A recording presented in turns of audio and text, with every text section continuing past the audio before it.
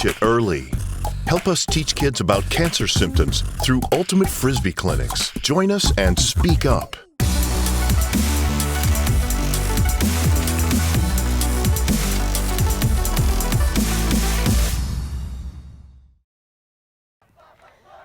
Welcome to the World Flying Disc Federation's free streaming coverage of the 2016 World Ultimate Championships, brought to you live from London.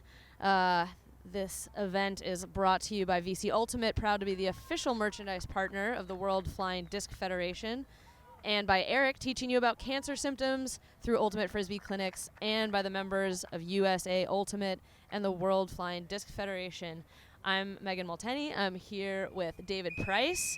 We've got a cracking game to start off this morning for you, live from the Watford football training grounds. We have the first round of power pool play in the mixed division.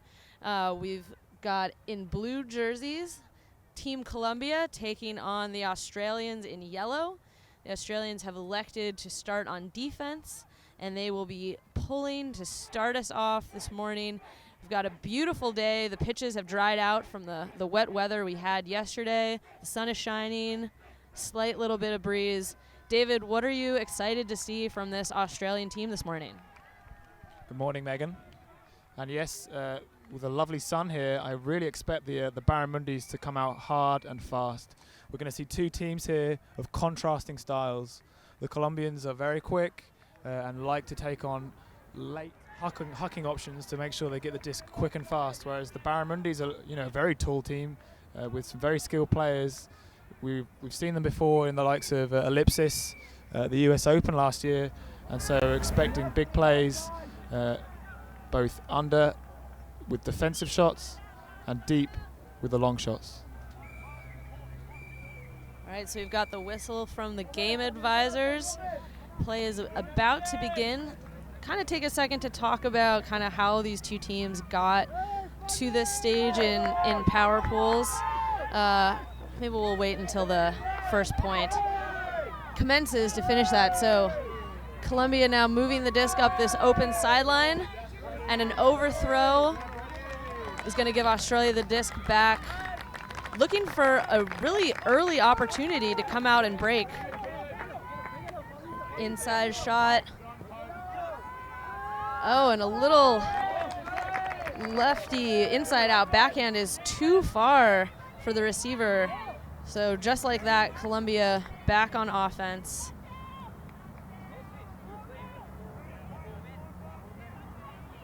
And there seems to be a little bit of confusion on the field because we've got a stoppage of play. Colombia had elected to play with 4 women.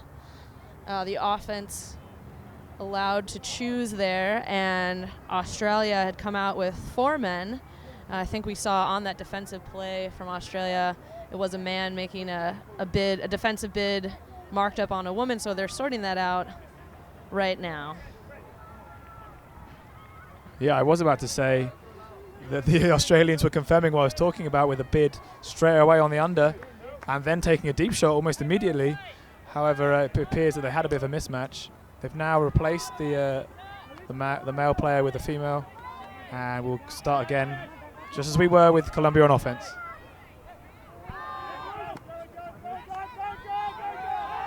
A break throw across the field. 2 Colombian women there ready for the disc. And nice little under, finding Torres in the middle. It'll swing around to Herrera. Oh, nice bid to save possession there by La Verde. There's a pick on the play. We'll stop play while players sort out their positions down. So Colombia doing well to move the disc back to the middle of the field, get off that sideline. And the play is back in. Nice little isolation cut there from Santos. And she is going to find a break pass for Colombia to hold their first offensive point of the game.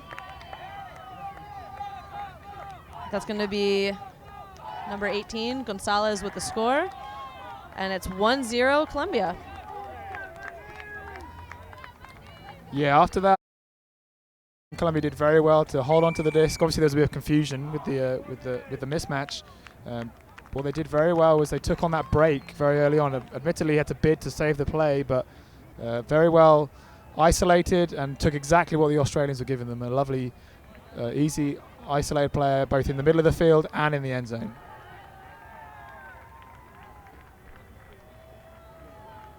So, as we mentioned, this is the first round of power pools here in the mixed division.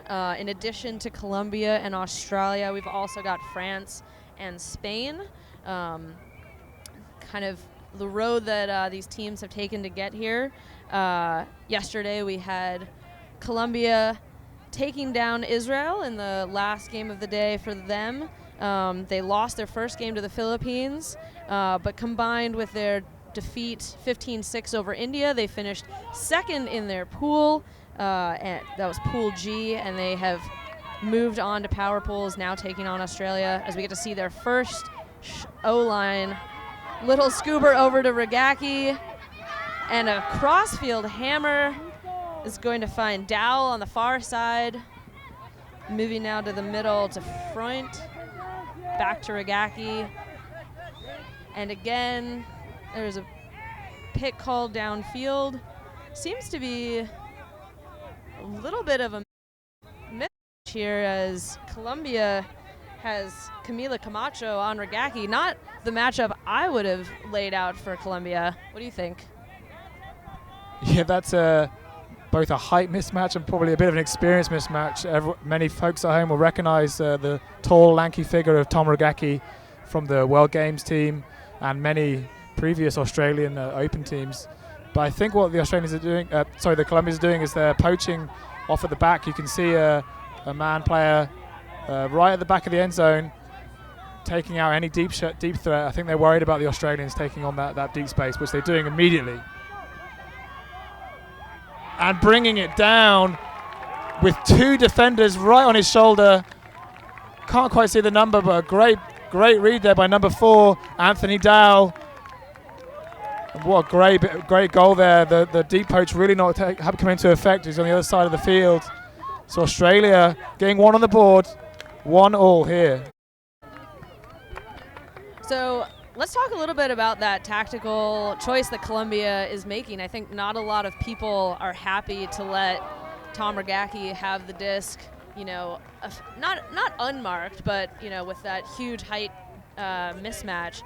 But I can see what they're doing downfield, trying to say, we're going to let you get the disc, but we're not going to let you have any of the shots that you want to take in the backfield. Obviously, that time, even with the second defender, still able to get the goal. Do you think that's a tactical choice that's going to pay dividends for Colombia, or do you think that they just don't have the height to kind of contend in the backfield?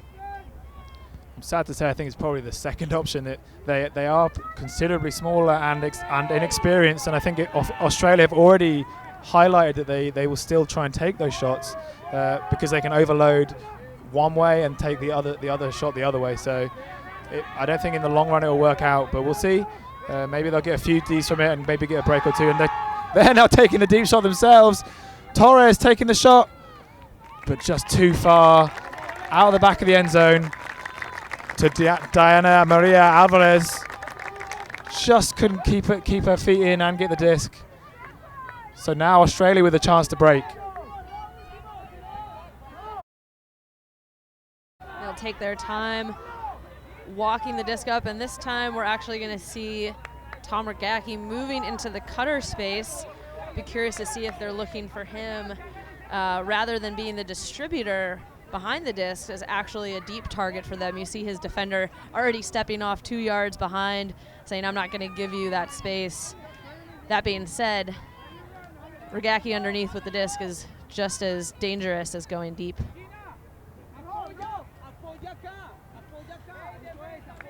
Appears to be a little bit of discussion on the field. Not sure if something was happening downfield or if there's a travel perhaps called about the angle in which the thrower walked up the disc. Disc swinging out wide. Finding Regaki underneath. and just stepping out with that huge backhand. And he's got it. That's Hannah Mangan on the receiving end. And Colombians making that reset tough. Oh, but in traffic, Tim Booth comes down with it. Australians able to maintain possession. Back to the middle of the field. Back to Booth. Good patience here and good pressure being applied by Colombia as we see another bid. Oh, but that bid is going to free up that upline cut. Almost works. Colombia gets the tip on the D, but Copland comes down with it. And now there's a call that perhaps Copland jumped from out of bounds. For those of you at home, even if you land in bounds when you catch the goal, if your last point of contact was out of bounds and you were in the air, it will be a turnover, which we see happening. So a little bit of mental lapse perhaps, or perhaps thinking about the defender in the area causes that turnover just from not being aware of where his feet were, and Colombia will get another shot at offense. I think Colombia did very well there. We saw one of the defenders slip, and as the offensive handler rushed through, they had a bit of a switch, which then caused that pressure for the goal, or not goal in the end. But now Colombia really have to focus and keep this disc moving. Oh, but some speed there from Emma Lothian, getting that block on the short field. And now Australia attacking this end zone with the GAC on the disc. Swings it over to Booth. Mangan back to Booth. Gets it on the far sideline with with Orca. Orca back to, I think that's Booth again. Booth isolated. Hasn't got much on upfield. Takes the deep shot. He's got the GAC in the end zone. And of course he comes down, not quite in, flips it up. And that's Mangan for the goal. In the end, oh no, there's another call. I'm not sure, maybe a stall out. Contested stall out, I think. It did look quite late. He was very isolated in the up by the brick there. As you can see just from where the players are standing, there are 4 all the way in the end zone and 2 just right next to where he is. Not really giving him a reset option. So again, Colombians applying great pressure, defending their end zone well. Australians forced to kind of just take a shot. I mean, when you have the GAC in the end zone, why not? He gets up big over Colombia's tallest defender in Torres. We will see if it will come back. It looks to be a contested stall, so the disc will be back with Booth. And we'll see if the Australians can punch this one in. So Booth on a max stall 8. Instantly takes the same option, but the GAC isn't quite in the same place, and the Colombians come down with it. An Australian woman has gone down, but she seems fine. I think there's a bit of incidental contact. I'm not sure if there's a call. I'm thinking they're just checking that she's okay, and the Colombian is making sure also. Yeah. I think she's asking whether there's a disc space foul. Whether she was climbing, maybe Torres was climbing on the back. I couldn't quite see. We've got a lot of sideline on this side, so we're not able to quite see what's going on in the next corner. I'm not so sure if it was. The disc did go quite directly to the Colombian number 12, Maria Santos. But the advisor there, Dominic Smythe, has been called in. And he's going to give his advice. It's up to the players whether they take it. There's non-binding decisions.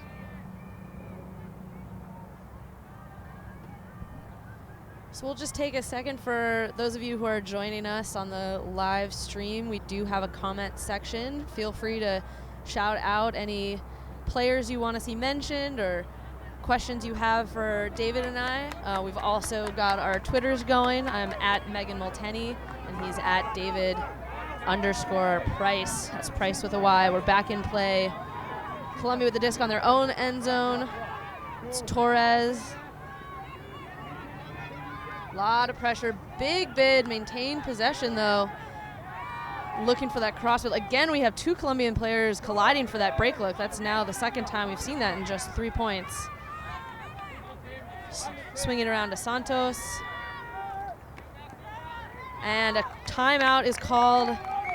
I think that's a great decision for Colombia. They did well to get out of that high pressure situation in their end zone, work it to the high side of the field. Receiver looks up, doesn't see anything he likes downfield, takes that timeout. They've now got about 50 yards to work, to get to the opposite end zone. They're gonna have time to set up a play here. What do you think, kind of opening thoughts about how this Colombian team matches up against Australia? I'm actually quite impressed. I feel like their tempo is very high. They're both on defense, particularly around the end zone. They're applying a lot of pressure, stopping the Australians taking route one. They're having to take plan B, plan C to score. And I mean, that high stall out situation really typifies that.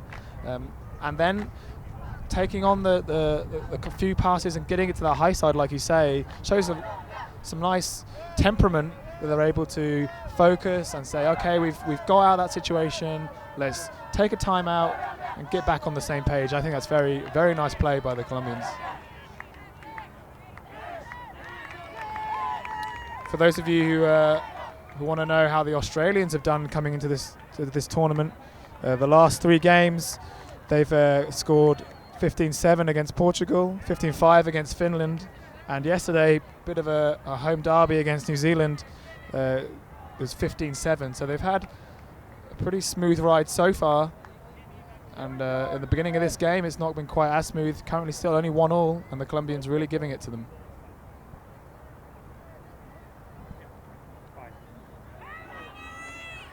So it looks like the Colombian offense is just about set.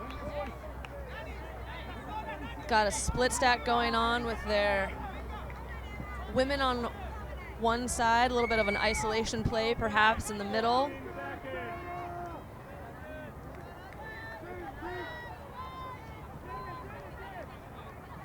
Yeah, looking to find Santos, but she can't get it underneath. Little swing out to the middle for Rodriguez. High pressure out to Alvarez. Trapped on that sideline. Looks like we're going to have a disc space violation. Normally that wouldn't stop play if the Australian defender recognized. She would just drop a few counts, but it perhaps looks to be some conversation on the field. The Australian player contending that maybe she had position. Could also be a language barrier. There are a number of players on this Colombian team who don't speak English. Oh, a lovely break to create some space outside. Get the disc back in the middle with Builes.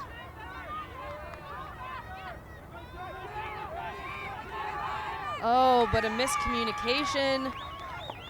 Looking for that reset is going to give Australia the disc back on this long point. Now moving smoothly through Booth, and a deep shot. Oh, between 2 defenders. Gak easily reels that one in over the shorter Santos. And a crossfield flick. Nice vision there. That's a goal. Finds Hannah Mangan for the second time. This point, this one will count. And after a long back and forth, that's Australia back on top, 2-1.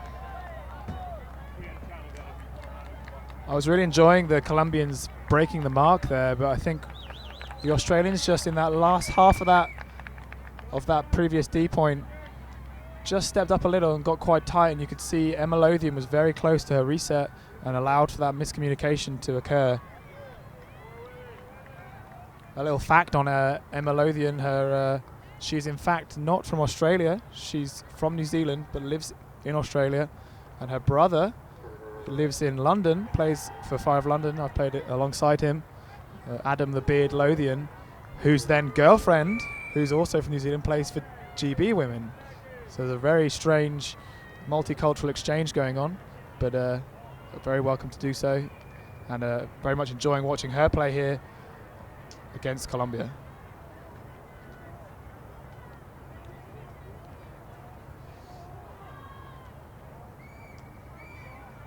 As Megan said, if you want to get in contact with us, do use Twitter. We'll happily take any questions you have about the game, about the tournament. It's at Megan Molteni and at David_Price.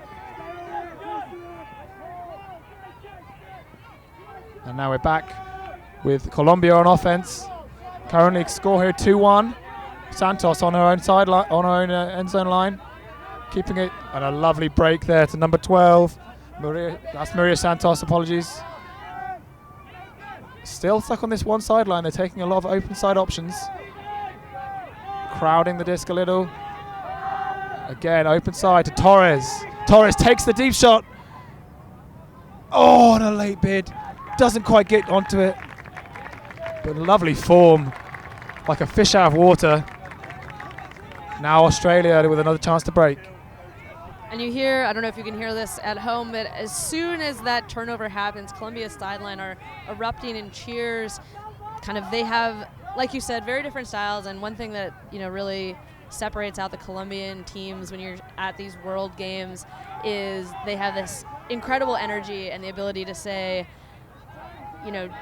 when something bad happens, we're not going to be discouraged. And right away, a deep shot frees up number 18, that's going to be Danny Alexander. A little bit of a miscommunication defensively. Oh, and that's an easy goal for Australia. Just 2 passes to go the full 70 yards. It's going to be Brett Middleton finishing off that play. Great work by Alexander to just take off deep, pulls 2 defenders, but the Colombians not able to communicate who's actually going to take her. And that deep shot, finding her with space and room to work, a little bit of outnumbering 3 Australians, 2 Colombians in the end zone. And that's going to be our first break of the game. Australia going up 3-1 now over this Colombian team. As I was saying right before the huck happened, though, good energy from the Colombian sidelines. They're not a team where if something bad happens, they get down on each other. They think of each other as family. They put a lot of energy into their sideline tactics, their sideline support, bringing each other up. Frisbee, like all sports, is a game of momentum and swings, and they feel like if they can bring that energy from the sidelines, they can get the disc back at any point that they need to.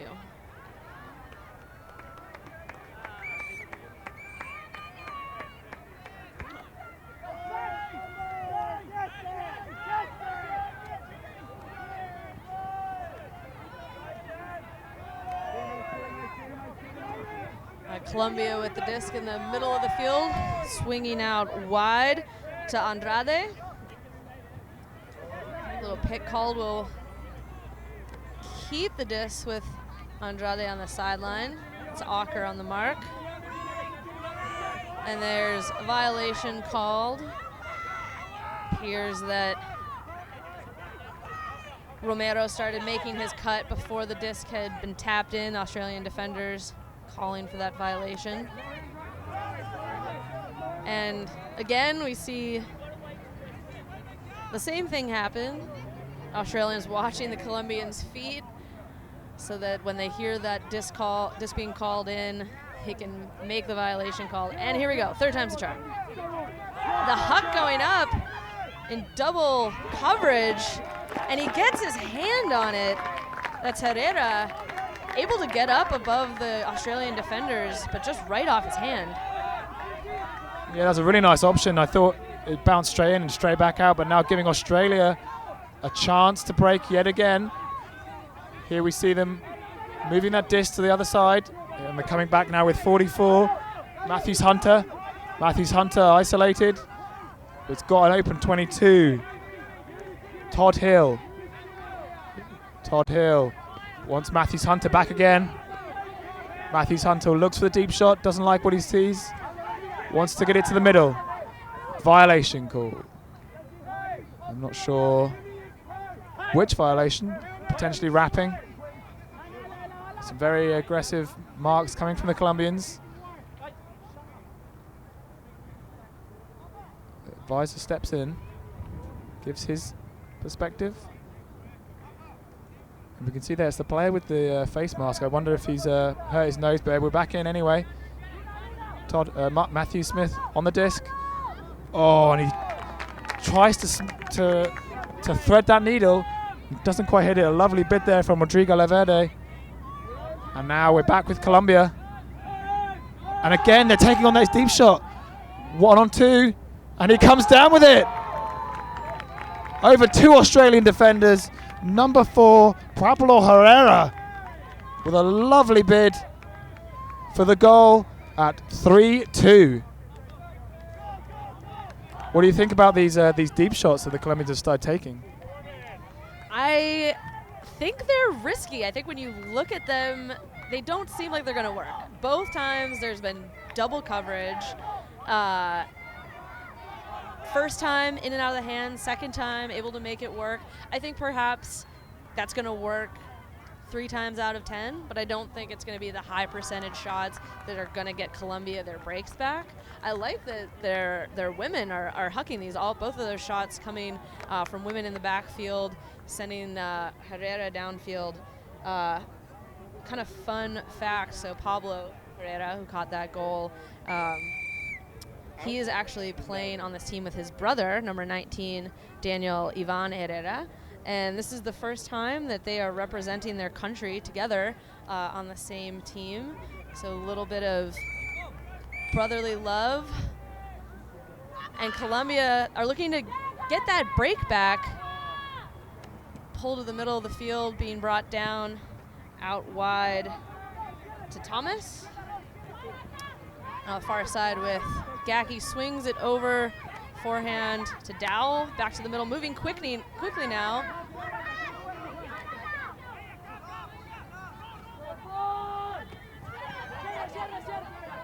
That's Wise, upfield, Alexander, and that's an easy hold for Australia. That's a nice, clean offensive point.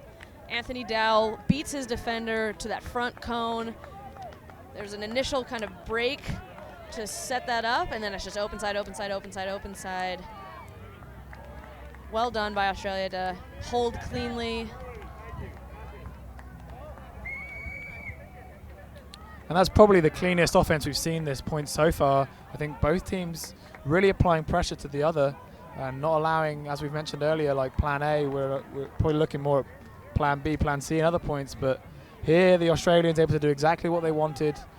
Maybe the Colombians not quite clued in on their defense in that point, but they're definitely still in this game. I'm very excited to see what they're going to bring out in the next few points. So far we've just seen kind of person-to-person defense from both teams. You know, it's not very windy. There's a little bit of swirl. Do you think that at any point we're going to see some junk or some zones coming out, or is this going to be kind of person-on-person the whole game? Actually, I spoke to the GAC before the game, and I asked him, so what sort of structures do we expect to see? And he was saying, well, not with the wind as it is and the style of play which he's expecting to see, he thought it was very unlikely that they'd be playing any junk or any zone looks. But you know, I think both teams will have stuff in their toolbox and be able to show us what they've got. Especially if one thing isn't working, you're going to have to start changing things up. Colombia now moving the disc. That's Herrera in the middle of the field. Little break backhand. Not sure who he was looking for. It didn't seem like there was a cut developing. Kind of an aggressive shot. And the Australians applying a lot of pressure downfield. Colombians not able to find those open side looks within the first couple of passes. Forced to go with that aggressive shot there and results in a turnover and a shot for another Australian break. Australians now setting up in a 3-4. Immediately get it to the middle.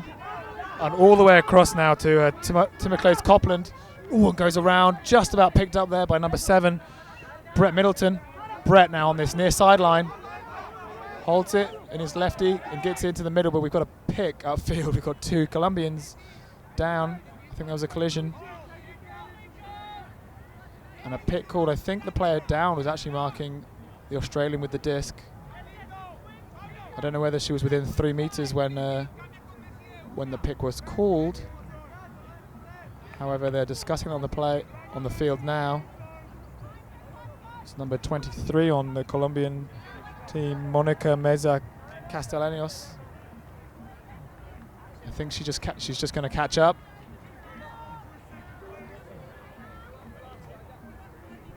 I think the call happened quite a long time ago. It seemed like Stettner was free for a long time while her defender was on the ground. So I think the argument that's happening is that, in fact, it did affect the play and that the disc should go back and stay with Copeland on the sideline. Yeah, I think maybe Stettner's arguing that she didn't hear anything. And she's saying that she'd already caught it when she heard it. So currently Stettner is being told by her teammates to go back. And she's now, the disc now with Brett Middleton. Stettner goes back to where she was. So the Castellanos can catch up. So, back a couple seconds, and we're back in. Herrera on the mark. Middleton takes the option to Stettner anyway. Stettner in the middle. Breaks across. Lovely break to 34 to 88 Mangan. This lovely bit of swinging now from the Australians. O on the disc. And a lovely bid to keep the game going by Middleton. Back to O. O. Break around. Gets to milk a little bit. Copeland across the pitch to number 7, the man of the point, Brett Middleton, running the play from the back and in the end zone. Another goal for Australia, 5-2. We've seen that end zone play from Australia a number of times now, with that little backhand break to set things up to this break side, and then the full crossfield flick outside in, arching over defenders, kind of gutsy, goes across the entire field of play, across 13 people, in the middle of that end zone. But it has proven to work so far. What do you think Colombia is saying in this huddle to get themselves back in this game? Because they're not out of it, right? 3 points, we know 3 points does not make or break a game. We're playing to 15. There's a lot of time left in this game, but they're going to have to make some defensive adjustments to deal with the Australians kind of being able to use that break side of the field to open up more dangerous opportunities. What do you think they're going to be adjusting coming out of this timeout? I think very early on in the game we saw them trying to keep the Australians from going deep, and they adjusted to that. They then started playing a bit more honest and closer defense. I'm almost tempted to say that they will make another change, maybe some sort of poaching around the handlers to stop these give and goes, particularly down that line, which is that initial power play. And in general, just being tighter. I mean, I think there are too many options for the Australians over the whole field, and that's kind of why they're causing those picks every so often. And this Australian team is coming out looking strong. How far do you think they can go in this tournament? I again asked this of the GAC, and of course he wouldn't give me much information on their overall goals. Of course they're coming in here looking strong. He was talking about how their mentality is to take it moment by moment rather than even by score. They want to really focus on doing the right thing at the right time and playing the way they want to play in those moments. However, having seen these guys play here and from obviously seeing them get silver in sake, gold in the US Open as ellipsis, silver in World Games, I really think this team can go far in this tournament, potentially even causing upsets on the way. So we'll see where they come in the bracket play, but I fully suspect this team to be in a semi-finals and maybe even the final. Well, so kind of interesting thing about the power pool setup, we're playing these games to seed the bracket rounds. The winner of this power pool actually have to take on Team USA, we believe, based on the bracket we have in front of us. So there may be some incentive to not actually win this power pool. I spoke with the Colombia captain at the beginning, and they said they're not trying to game the system. They want to win the pool. They want to win all their games. But I wonder how much room there is to kind of decide where you end up in the pool to look for more advantageous quarterfinals matchups. Yeah, I'm sure there are potentials for that to happen.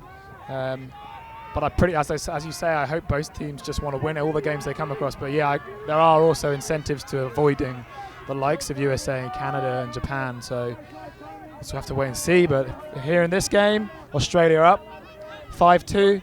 And now Colombia trying to defend in a huge bid there for number 31. McCallum. Colombia still keeping the disc though. Now on this near sideline. And a nice little reset. They're getting the disc across now. Number 11, Laverde. All the way across. Oh, and unable to keep onto the disc. Australia now with a chance to break. Disc in the short field near the brick mark. John McNaughton picking up. McNaughton standing over the disc calmly. Hardly pivots, but gets it out. Lovely break now to Lothian. Straight back to McNaughton. It's very isolated, very deep stack. Gets it to 12. Kirsten Orca. Orca looks to reset. Bit of confusion with the upfield there, but eventually 22 comes back to it. Todd Hill. Todd Hill, cheeky lefty to Lothian. Takes on the swing straight away to McNaughton. Lovely swinging from the Australians. 31 on the disc now. That's McCallum with his tucked in look. Doesn't like the break, but oh, lovely fake and break for 31 to get number, I think 71. Amelia Toney with the goal, and that all came from the thrower there. Faked the around flick and still broke the mark with the backhand. Very well played there by Australia. Patient offense for that goal and break, 6-2. Colombia was playing great defense on that far sideline. You know, McNaughton got freed up on a strike cut, but he couldn't get free because of the traffic coming in. You know, the high pressure forces the swing throw that sets up this lovely break, resulting in the final goal. So, you know, I think Colombia has to feel good about the pressure they're applying, at least downfield. And then when it gets to that high stall count, they can't let those breaks go off. Really, really patient, composed job by that handling line from Australia to say, nope, it looks sketchy over here. We're going to move to the high side, and we're going to work the disc that way. So Australia up 6-2 here. They need 2 points to take the half, and Colombia really needs to find an offensive hold, find a way to play through that pressure that Australia is applying, and give their D-line a chance to come back out here and force Australia's O-line to run. Like, you know, when you're applying that high-pressure game, it's not just about 1 point. It's about building the pressure point to point, and if they can keep building it, they're going to find breaks. They've got to hold on to the disc on offense first. A nice little layout there to maintain possession. That's De Villar. So not the cleanest offense to start from Colombia, but a lovely bid to keep the disc in Colombia's hands. Being marked by the broad wingspan of Ergaki. Another nice catch by Laverde. A lot of pressure downfield. Cutter's having a hard time finding separation. Swinging out wide. That's Gomez with the disc. Swinging into the middle. Oh, lovely IO break to open things up, and it's Herrera. Out wide to Gomez. Back to Herrera. And they're right on the doorstep now. And they go the final 5 yards. Big, yes! Getting horizontal to save possession. It's a great play by Santos. But it looks like a foul on that point block will keep the disc with Santos. That was Mangan getting a hand in there. No contest, it'll come in on 0. Oh, and that backhand break There we go. That's Colombia's number 12, Maria Santos, finding Builes. Check out this bid. Oh, just gets huge. And then a second later, we see her fake this inside. Oh, just moves that mark. Really lovely bit of, I think that's our second point in a row where those goals are really coming from the thrower saying, I'm going to take control of this, find that space on the break side of the field. And Colombia now trailing only by 3. We'll get another look at that break. Nothing that Australia defender can do about it despite the late effort on the D. And so, like we were saying, this is now a chance for Colombia's D-line. If they can continue to build that pressure, force Australia to throw a lot of throws, I think the last thing they want to do here is allow Australia to come out and score in 2 passes. They're really going to have to do something to contain that deep look right away, force them to grind it out, get some tired legs on this Australia's O-line, and claw their way back in. Yeah, it's going to be a bit of a grind, I feel, for the Colombians, but they need a break now, particularly against this Australian offensive line now, out with the GAC. GAC plays a bit of 1-2, and gets it to number 9. Lachlan Wise. Lachlan looks upfield, but doesn't like what he sees. Centers to Ragaki. Ragaki to Kavilotis, or rather the Greek meat, to the GAC. To Dow. Dow inside. And a nice high grab there from 18. Alexander. Alexander, middles. To Dow. Sorry, that's Thomas. Thomas gets it back. Inside to Dow. Australians doing well to keep the disc moving, making a lot of ground. Fakes the hammer, number 26. Huang Freund. Oh, and a lovely bid there. But all the action with the Australians moving that disc smoothly down the field. The goal there for number 18, Danny Alexander. I think almost every player touching that disc on the way down. Doesn't matter what gender, they're keeping the disc moving, and a nice bid from Colombia. Just unfortunate, unlocked the offense there for the Australians. And I think actually you'll see the Colombian defender on Alexander kind of watching that bid happen, thinks maybe that D has been made, and that second of pause allows Alexander to just free herself up on the open side. Easy open side under goal for Australia.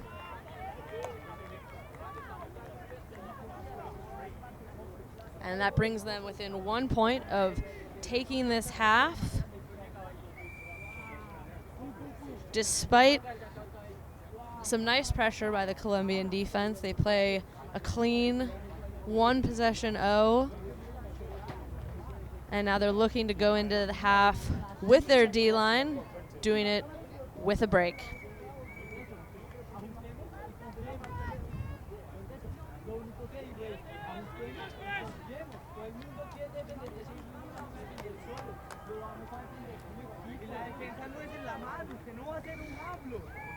The Colombian coach on the sideline is telling his teammates, it's not enough to just defend your person. We have to defend as a team.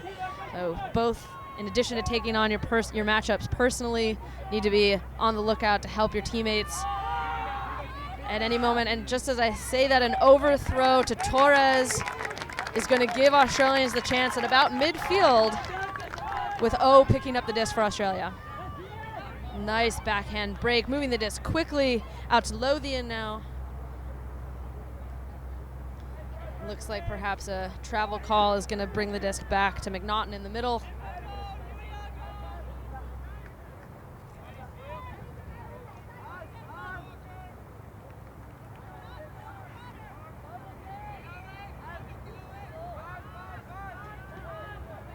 Disc tapped in. McNaughton looking for that lefty high flick around. Oh, and that is half. He finds Brett Middleton on a huge looping outside in lefty throw. Gonna get another look at that right here. You see Middleton set his cut up with a little open side, curls around to that corner. I imagine if you're playing with a lefty player like McNaughton, you know that that throw is in his toolbox, and you can be looking for that as a receiver kind of anytime you're on the field with him. Kind of compare it, I think having a strong lefty thrower on your team can make a really huge difference. Obviously, kind of historically, have throwers like Jeff Crookshanks for Canada. In the U.S., we have Pat Earls, who plays for the University of Pittsburgh's college team, and the club team Temper out of Pennsylvania. And that lefty can be devastating for marks who just aren't expecting it. It's a quick release, allows that thrower to just create windows for themselves. So we're going to take a halftime here. We've got 7 minutes. Like we said, we've got comments going on the stream. We're going to be checking our Twitter at halftime, and we'll bring you live action back here from the Watford Football Complex in this mixed division power pool round.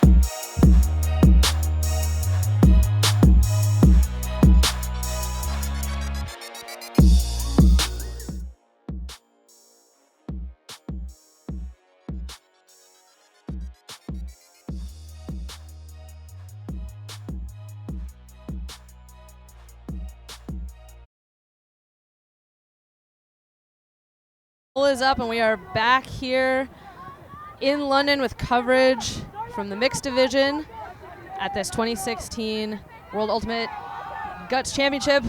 Just going up right away. Oh, that is a huge defensive block from Colombia to to start this half. Tom Regacki put up the big backhand huck looking for a quick score for Australia, and Colombia denies it with a flying bid. That's going to be number 32, Andres Betancourt, with that defensive effort. But this one pass goes right back to Regacki off an errant high pass. Now in the middle, Australians looking to move the disc up. It's with Wise in the middle, and he finds that backhand to Regacki. So a short first point, but not without its excitement. Not the cleanest play, but Australia able to hold after Colombia showing a fantastic bit of grit with that end zone goal line defensive stand. And Australians will go up over the Colombians 9-3 out of half. I'm Megan Multenny. I'm here with David Price, although he's off on an errand at the moment, so we'll get him back here in a little bit. And this is free streaming coverage of the 2016 World Ultimate Championships, brought to you live from London. As we said, we are in the second half now of the first round of power pool play from the mixed division. There's the Australian Barramundi taking on Colombia. If you're just joining us, we've got Australia in yellow, pulling to the Colombians in blue. And Price is back. Colombians will bring the disc down in the middle of the field, not able to get off a first pass. Now swinging wide. Australian showing a little bit of zone for the first time. We're seeing a non-person look from them.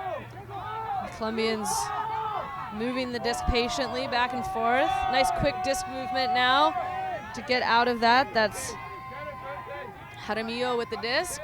Oh, and past the laying out defender. Oh, just out of reach. Colombians doing a really great job to be patient in the zone, and as soon as they are past it, to move it quickly, but a little too quickly on that going away shot. Is going to give the Australians the disc back, despite the lovely layout attempt by Hernandez. Welcome back, fans. I'm here for the second half now. So Australia looking to break after their offensive hold after half. Lovely little play there between the handlers. They've broken through what appears to be a Colombian zone, and they keep the disc moving now. Some very high tempo offense. Just as the Colombians reset, back to person, and an easy lead pass for number 34. Timocles Copeland doing a fantastic job, getting all the way through, hitting that strike. 10-3 for Australia.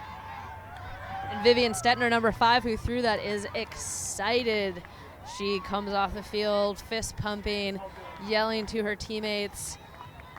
Like you said, Colombians set a little bit of a clam there to try to contain, but Australians too quick to get the disc moving, and maybe a little bit of communication gives the easy break.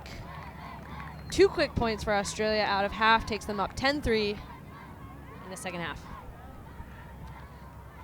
So as Megan probably explained, I was just sorting out our live stream schedule. In the next game on this field, we will have more Colombian action, with the Colombian men's team playing the Great Britain men's team in their first power pool games. So share that with your friends and family. Make sure to tune in into the other link, which will be for, as I say, Colombia and GB men's. This will be changed on the WUFDF website and on social medias very shortly. We had a few little hiccups with the schedule yesterday evening. Australia now pulling to the Colombians, looking for another offensive hold, which they really need in this half. Caught a very knifey pull. Torres on the disc. Australians getting this zone out again, which looks like a very containing sort of cup. They don't mind the swinging, but they don't want them to attack the way they are now. Colombians seem to be enjoying this offense, keeping the disc moving. Torres now. Oh, but a lovely D. Oh, but strip has been called Got a bit too excited there. And a nice bit there from number 7, Brett Middleton. But Rodrigo Laverde arguing that he had the control of the disc first. Advisor stepped in. It looks like it's been held, and Laverde will keep hold of the disc. So Laverde on this far side. Looks like the Australians have also reverted to person-to-person defense. Down the line. Oh, and again, not able to hold on to the disc. That's 2 discs to hand now I've seen in this second half that the Colombians haven't quite been able to keep hold of. And mistakes creeping into the Colombian game. Oh, picks up. Very deep vert stack. Lothian, little jinky cut to get the reset. Looks for the break inside. Now looks to O, who gives her nothing, so she punts it. It's not going to come off. Oh, but the Colombian max it to a huge bid from number 7, Middleton. Absolutely unexpected. I thought it was down, but the mac from the Colombian gives it to Middleton, who gets horizontal, shoulder high, and gives away a break. 11-10. How unfortunate for the Colombian defensive player. But what a play by Middleton.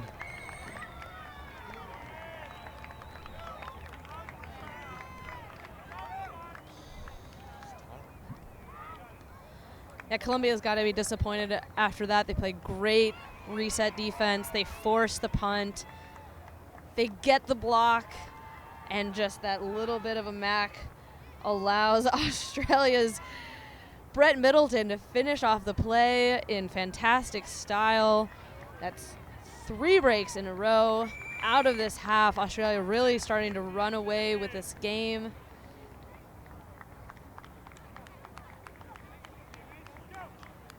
And I think now for a team like Australia, who is really trying to make a run at this World Championship, the next couple points are going to be all about how do you finish a game? How do you not let a team creep back in? How do you continue to play to a high level even when it feels like things have already gone your way?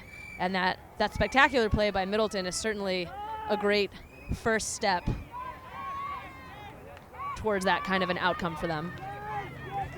Yeah, and unfortunately for Romero, the D player there, he just couldn't quite get that disc down. It goes back to the old adage of catch your Ds, but he was so unfortunate there. But Colombia now looking for a defensive hold, and for them they just need to work through their kinks, stop the unforced errors, and get a few more goals.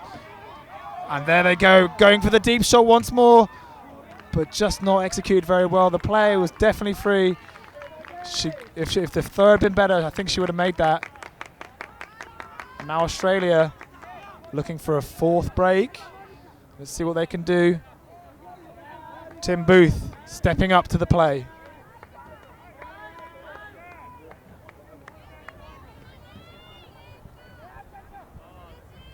So Australia setting up in their vert stack. Colombia remaining in their person defense. Booth looks upfield, takes the open shot. Think to McNaughton. Yep, McNaughton again, open side. Little lefty to 12, Heidi Bell. All down this open side so far. 4v4, Matthews Hunter looks sideways, but then takes the upfield to McNaughton. McNaughton, deep strike. Easy for 22, but it looks like a pick has been called. That did look a bit too open from here. You can hear a Colombian player on the far sideline saying, "You have to beat your player to this sideline. Let's go, let's go." I think that reacting to those multiple open side passes given away there. So we go back to where the pick occurred. It looks like Todd Hill is still available deep. Oh no, he's come back closer. It's fine. So we're back in tight defense. And there's some Australian or some just school kids in the stands there cheering on the Aussies. And a very nice break around to Mangan. Mangan doesn't like the inside shot. Swings it now to 8. Booth. Lovely continuation to McNaughton. Well timed. The lefty McNaughton swings it back to Booth. Booth across to Matthews Hunter. Matthews Hunter inside. Lovely inside break there. Oh, and McNaughton again. That's so deep and so free for number 11, Heidi Bell. And the Australians making it look easy now with yet again another break. 12-4. 3, sorry. And off of that stoppage for that pick, Colombia did clamp down their defense. Those open under shots got a lot harder to hit, and Australia took some good patience, work the disc around, force that D to work, and then finally freeze up Bell in the end zone for the over-the-top shot for McNaughton. He's had a number of goals today, big-time contributor to this Australian D-line. He's helped them convert on a number of occasions. We've seen him throw the around flick, the IO backhand, the around backhand, a really lovely kind of utility tool for this Australian handling line.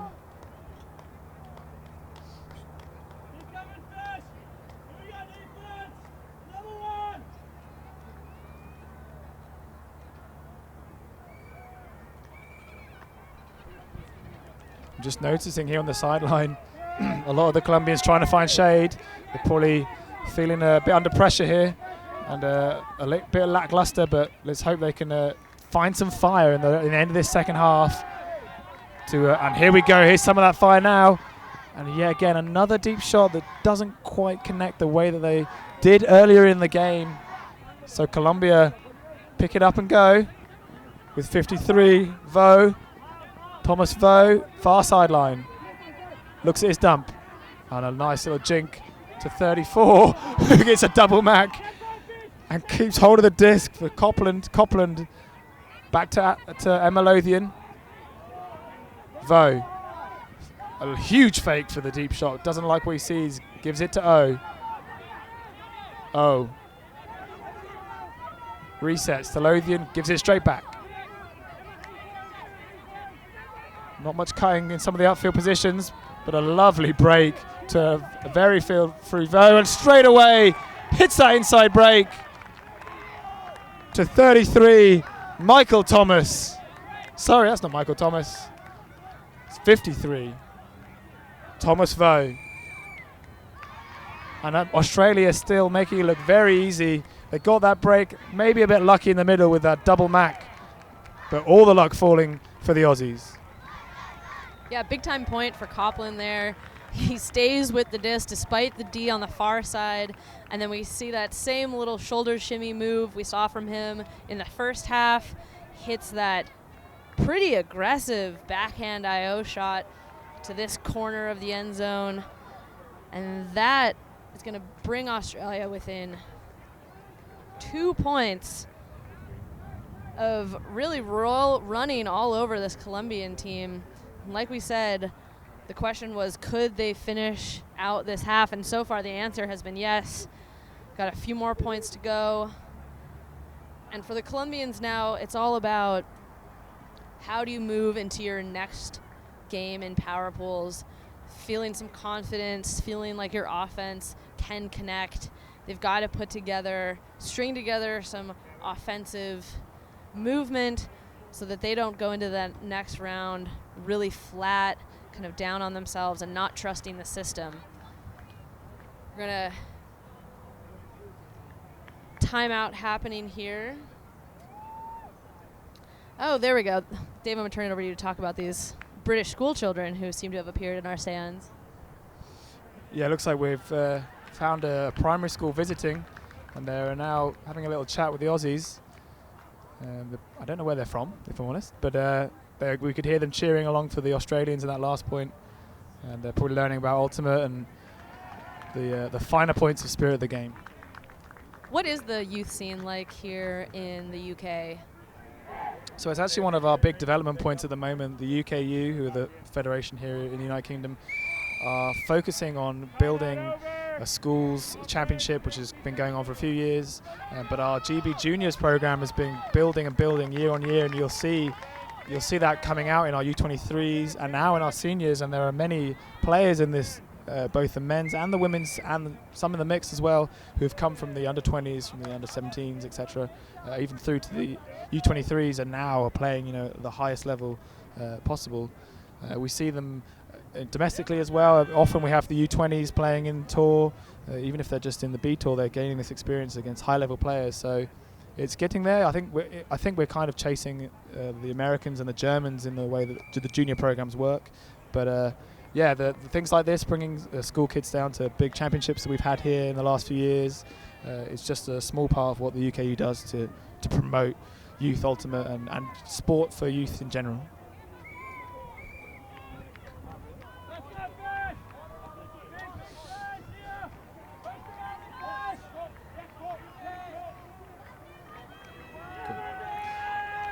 So here the Barramundis pulling to the Colombians. Torres picking it up. We're now in the middle, straightaway swing and another unforced error, and giving Australia the short field. Yet again, Brett Middleton doing a fantastic job, making sure to get that dish down. And stepping up to pick up on that far sideline. He has number 5, Vivian Stetner, for his reset. McNaughton is isolated on the front of the end zone. Straightaway break to McNaughton, and a cheeky inside, and a lovely bid by for the goal. McNaughton was mortified at what he'd made his player do, but what a lovely pickup by to get them within 1 of this game here in the power pools of the World Ultimate Guts Championships in the mixed division. And this is a great play that I don't know if this is a play they've drawn up, a play they practice, but able to hit McNaughton. Again, we've been talking about him as this lefty thrower, and then immediately shoot the gap, knowing that he has that little backhand to space that for a righty would be, kind of a tough throw, a little short IO, maybe a push pass, but McNaughton, obviously not the throw he wanted to throw, and dealing with it with an extreme display of athleticism, gets low, gets down, and that brings the Australians within 1 of taking this first power pool game to victory against the Colombian squad. I think at this point of the game, where we've seen the Australians really take it to the Colombians, we should really talk about the head coach for Australia, which is Anna Rogacki. So that's the Gak's wife. She's a mental strength coach in Australia, and I know that that's what their team focuses on, is the mental strength of their team, maybe more than their strategy, which a lot of the players can focus on. And that's what they've definitely demonstrated in the second half of this game, how that they want to play in their own mind and play in the way that which they want to every moment. And I think that sort of hard work and determination from Anna Rogacki has paid off for this Australian mixed team. But Colombia now need to find some of their own mental game and to make up a few more points to really push this Australian team. A lovely saving bid there by number 23, Castellanos. Looks like a timeout, stall out has been called.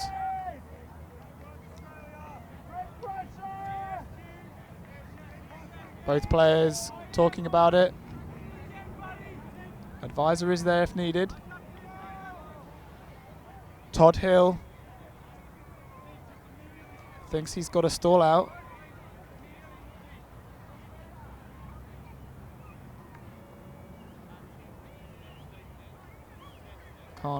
Sadly on this field we can't hear what the advisors can hear and what's going on the field. But I can hear what the advisor is saying over here, and that is that it is a contested stall out, which comes in max 8. So we're back in, immediately throws the lefty reset, and out of nowhere, Todd Hill just making sure, kind of unnecessary, but good for him. So Australia looking for a final break for this game. Ooh, a bit of a late bid on Lothian, but she just takes it, gets back up. And there's the goal for the game.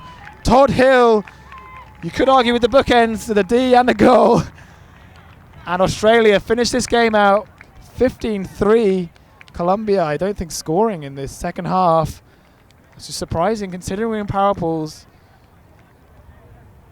But there we go, Australia finishing the game out. What can we say the kind of story of the second half and the game would be for you, Megan? I think we came out expecting this to be, kind of a fiery matchup. Two teams who play aggressive offense. I saw more bids in this game than perhaps I saw in any of our games yesterday. So definitely saw that and thought it was going to make it closer. I think the first couple points, we thought, Colombia, they're going to be able to crank up that pressure point after point and force Australia to make some turns and make some mistakes. And they just really never did. I'm really interested to hear about Coach Ragaki's mental toughness training, because I think the real story of this game was Australia's mental fortitude when the game was tough to pull out incredibly patient offense, and when the game was easy to continue rolling. To be able to blank a team in the second half at Worlds is a huge testament, I think, to what this team is capable of, both athletically but also from a mental game standpoint.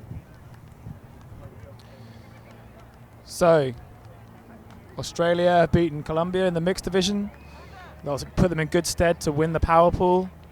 The next game on this field is Colombia men's versus GB men's. So we get some more South America fire versus sarcastic British humour, I guess.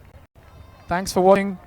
Please do tune in again for the World Ultimate Guts Championships here, presented by the World Flying Disc Federation. Catch you on the other side, folks.